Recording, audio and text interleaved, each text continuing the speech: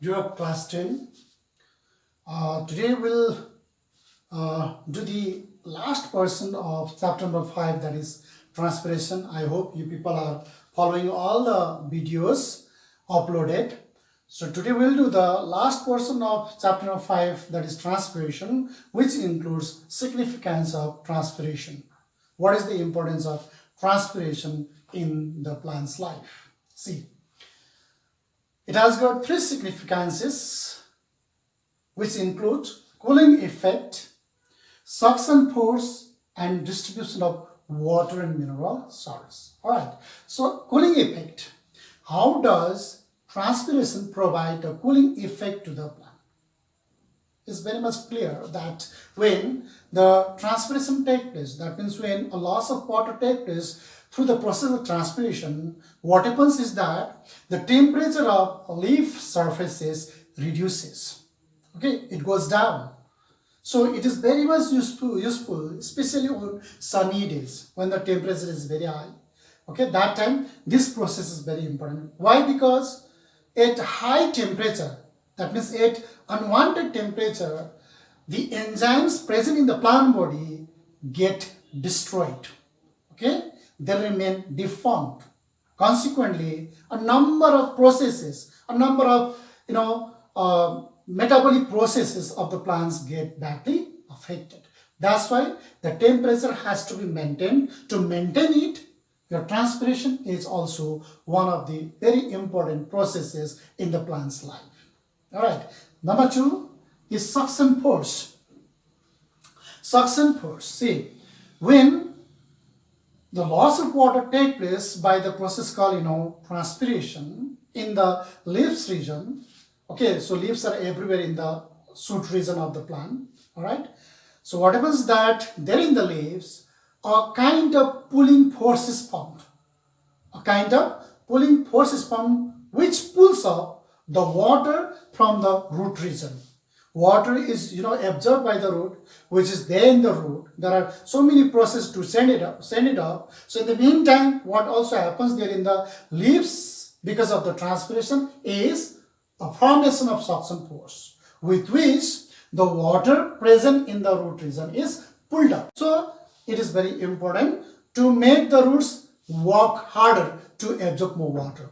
The more it absorbs the water, the more it sends it up to the upper region, especially in the leaves where it is needed. Then number 3 is the distribution of water and mineral salts.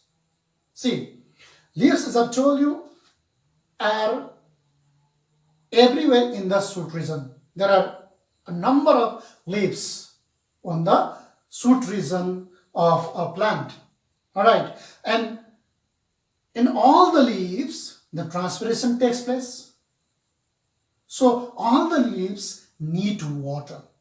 So to get water, the suction force is formed because of the transpiration in all the leaves, so that water can be pulled up from the root region and is distributed everywhere. Not only that, along with the water, the mineral salts are also there, which are needed by the plants, all right, for the number of activities. So along with the water, along with the water, even the mineral salts are distributed throughout the plant body, which is possible only because of the transpiration. So these are the 3 important significances of transpiration. See the effects of transpiration on climate, which means your transpiration not only affects the plant body, but it also affects our climate. Especially it affects climate for bringing about rain on earth.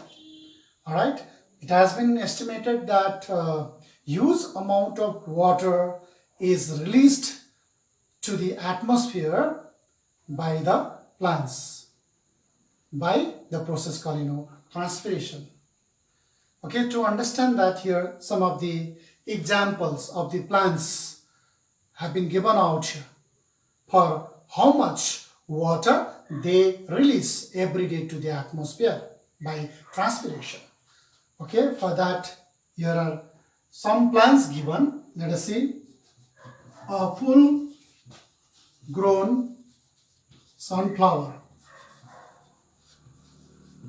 produces about half a liter of water every day. Okay, then maize plant produces about 2 liters of water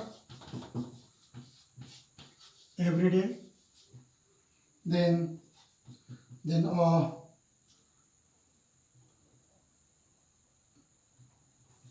apple tree produces about 30 liters of water every day. Now see, here are the 3 different plants given for the examples, so that we can at least roughly estimate that this much of water is released to the atmosphere every day by transpiration. Okay, so you see here, a full grown sunflower releases about half a liter of water every day by transpiration. A maize plant produces or releases 2 liters of water every day by transpiration. A full-sized apple tree releases about 30 liters of water every day by transpiration to the atmosphere. Now see, if these 3 plants release this much of water to the atmosphere, now let us consider a vast stretch field or a forest. How many such plants are there in such forest? If all those plants at least release this much of water every day by transpiration, then how much water would be there in collection? Now see. So we can make out that this huge amount of water produced by all those plants through transpiration obviously increases moisture in atmosphere, which brings about rain. Okay, so this is how we find a very important effect of transpiration on climate for bringing about rain. All right, we'll see direct loss of water by plants. So far we discussed about the loss of water in the form of vapor, which we call as transpiration. But beside that, there are some other methods also by which water is lost directly in the form of droplets. Okay, and these methods include guttation and bleeding.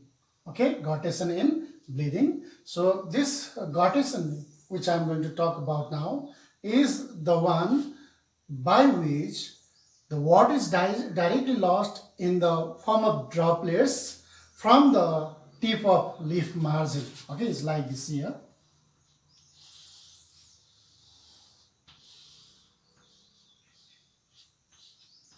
So from your tip, from the tip of this leaf margin, all right, this droplets of water are directly lost. Okay, see how it happens. So let me write it once again here. The direct loss of water in the form of droplets, the direct loss of water in the form of droplets from the tip of leaf margin, okay, is called guttation. It's called guttation. See here. Okay, the direct loss of water in the form of droplets from the tip of leaf margin is called guttation. Okay, how it happens is, usually the plants like, strawberry, okay, banana, growing in the warm, humid condition, okay, constantly absorbs the water, Okay, roots do its work, absorbing the water. The roots constantly send the water to the upper region, all right? But from the leaves, the water, is not getting lost in the form of vapor. That means the transpiration is not taking place there. Why? Because the condition outside is humid. Because humidity always obstructs the process of transpiration. That's why because of humidity, the transpiration is not taking place. Somehow water has to be balanced. Water is constantly coming up from the root region. Alright. So because of the constant flow of water from the root region, there in the plant, the hydrostatic pressure is formed. What is that? Hydrostatic pressure. Hydrostatic pressure is formed. Okay, which pushes out the water directly from this tip of this leaf margin in the form of droplets. Okay, so that process actually is called guttation. Alright, and in the tip of the leaf margin, there are minute opening structures. Okay, there are minute structures, opening structures through which guttation takes place. So that minute structure out here is called, hydrothores. Hydrothores. Okay, so minute your structures, pore structures are there. Minute pore structures are there in the tip of this leaf margin through which guttation takes place. So that minute pore structures are called hydrothores. Okay, so this is how the guttation takes place. Similarly, the other one is your bleeding. So bleeding, which we have discussed in the last class also, which means a process of loss of water in the form of plant sap from an injured part. Okay, let us see here. The direct loss of water, that means your plant sap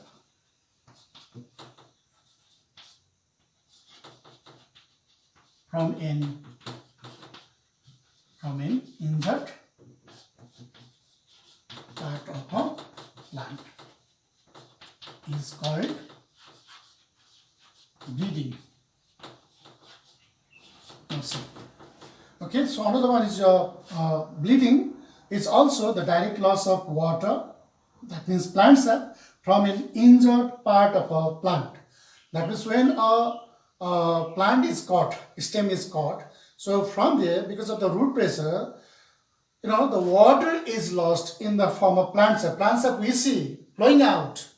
Okay, so that is also one of the processes of loss of water from the plant body. So that takes place from an injured part only. Okay, so that we have seen a couple of times, which I discussed in the last sessions also. All right, so that is called bleeding. So this is how these two processes have been given here in the book as the direct loss of water by plants. Okay, this is how we conclude the chapter number 5, transpiration. All right, thank you very much.